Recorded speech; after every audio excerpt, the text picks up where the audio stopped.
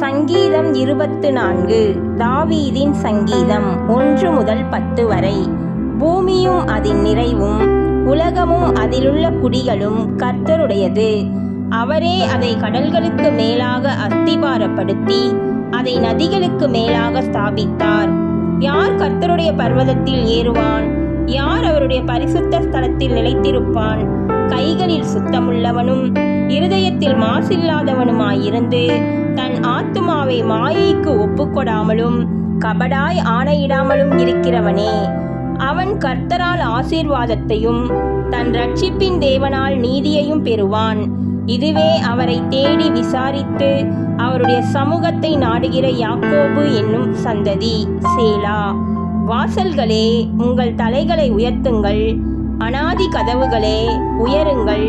மகிமையின் ராஜா உட்பிரவேசிப்பார். யார் இந்த மகிமையின் ராஜா? அவர் வல்லமையும் பராக்கிரமும் உள்ள கர்த்தர். அவர் யுத்தத்தில் பராக்கிரமம் உள்ள கர்த்தராமே. வாசல்களே, உங்கள் தலைகளை உயர்த்துங்கள். அநாதி கதவுகளே, உயருங்கள். மகிமையின் ராஜா உட்பிரவேசிப்பார்.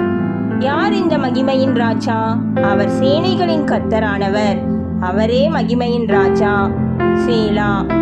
கர்த்தர் தாமே நம்மை ஆசீர்வதிப்பாராக. ஆமேன்.